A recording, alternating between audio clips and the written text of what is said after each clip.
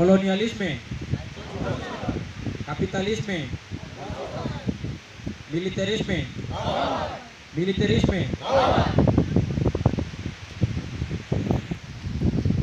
Kami, mahasiswa kabupaten melihat pada era pimpinan Joko Widodo demi membangun Papua lebih mengutamakan infrastruktur dibandingkan menyelesaikan konflik-konflik dan pelanggaran HAM yang terjadi di atas tanah Papua.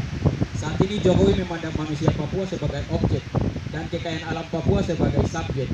Untuk memenuhi utang negara kepada IMF dan para investor negara imperialisme, pembangunan jalan trans yang menghubungkan distrik Tinggi Barat ke distrik Kapiraya hanya membuka jalan bagi para investor untuk mengkerut kekayaan alam yang berada pada Gunung Yowe. Pelanggaran HAM itu meningkat sejak pada rezim Jokowi, tepat pada tanggal 1 Agustus 2017, Onebo berdarah dan Deyai berdarah pada saat penolakan rasisme di Deyai 28 Agustus 2019. Kasus tersebut belum tuntas. Bupati Deyai dan DPR Deyai masih belum mengusut kasus tersebut. Sampai saat ini masyarakat Deyai masih trauma dengan kejadian-kejadian kekerasan TNI Polri terhadap masyarakat sipil di Deyai. Operasi-operasi militer tersebut, operasi-operasi militer terhadap masyarakat masih terus berlanjut.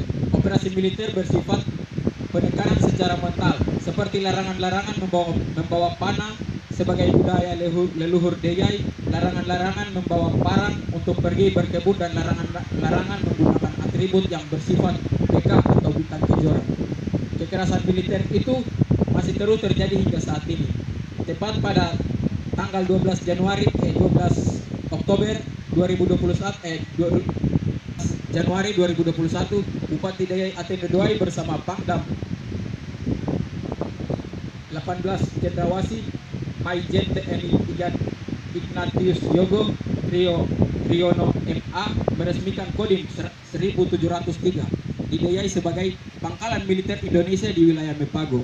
Seharusnya pembangunan Kodim itu ketika suatu kota atau daerah tersebut rawan akan konflik kriminal yang tinggi, namun di balik pembangunan Kodim itu ada apa? Masyarakat sipil di Deyai masih trauma dengan kekerasan pelanggaran HAM yang terjadi di Deyai beberapa hari yang lalu. Pada tanggal 8 Oktober 2021, 2 orang anggota TNI berpakaian lengkap mendatangi SD YPPK Kogemani, meminta kepada masyarakat sipil di Kogemani untuk memberikan tanah kepada TNI agar membuat pos TNI untuk membuat jalan trans dari Kogemani menghubungkan ke distrik Kapiraya. Kedua anggota TNI itu berjanji akan memberikan 2 mesin babat rumput kepada SD YPPK Santo Franciscus Asisi Kogemani. Namun respon dari pihak bidang Komisi Pendidikan Gereja Katolik SD Santo Franciscus Asisi Kogemani menolak permintaan pembuatan poslink TNI tersebut karena tidak sesuai mekanisme. Bukan hanya di Kogemani terjadi penawaran pembangunan pos militer, tetapi hampir seluruh Deyai ditawarkan, namun seluruh rakyat setempat menolak pembuatan pos militer. Perencanaan pembangunan PLTA di Kampung Kogobaya, PT Freeport saat ini sedang membutuhkan energi listrik 200 MW guna mendukung operasi pertambangan mereka yang berada di Kabupaten Mimika. Beberapa bulan yang lalu Bupati Deyai bersama DPR Deyai bertemu membahas pembangunan PLTA dengan tekanan energi listrik 700 MW di Deyai. Dengan tekanan energi listrik yang tinggi, maka lahan yang dibutuhkan di Kogobaya akan memakan berhektar-hektar, sekitar puluhan hektar, guna menerangi 5 kabupaten yang terdiri dari Deyai, Dogiai, Paniai, Mimika, dan Putrajaya.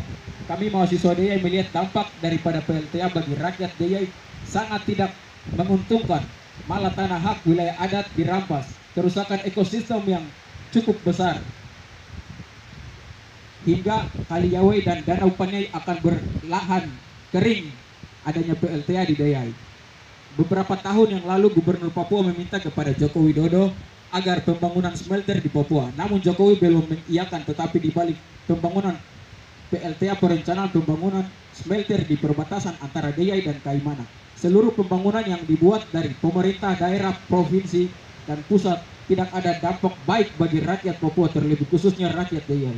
Semua hanya kepentingan ekonomi negara demi membayar utang negara yang lagi menumpuk. Maka itu kami mahasiswa Deyai menyatakan sikap kami.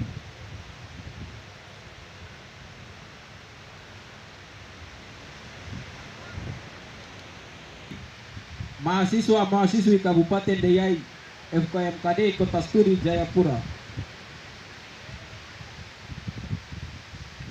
Pernyataan sikap 1. Kami mahasiswa-mahasiswi bersama tokoh adat, tokoh agama serta seluruh rakyat Deyai tegaskan kepada pemerintah Indonesia dalam hal Bupati Deyai, DPR Deyai, Kepala Distrik, hentikan dan seluruh kepala desa segera hentikan pembangunan pos militer di Kampung Gogemani, bahkan di seluruh Kabupaten Deyai. 2. Kami mahasiswa-mahasiswi bersama tokoh adat dan tokoh agama serta seluruh rakyat Deyai menegaskan kepada pemerintah Deyai, Papua dan pusat segera hentikan pembangunan PLTA di Kabupaten Deyai, Distrik Tigi Timur, Kampung Kokobayan. Dan ketiga, mahasiswa-mahasiswi bersama tokoh adat, tokoh agama serta seluruh rakyat Deyai menegaskan kepada pemerintah Indonesia dan pemerintah Deyai stop rancang pembangunan smelter di perbatasan Kaimana dan Deyai. Yang keempat, kami mahasiswa-mahasiswi bersama tokoh agama, tokoh adat dan seluruh rakyat perwakilan wilayah Mepago Deyai dengan tegas segera hentikan PT Blok Wabu di Intan Jaya.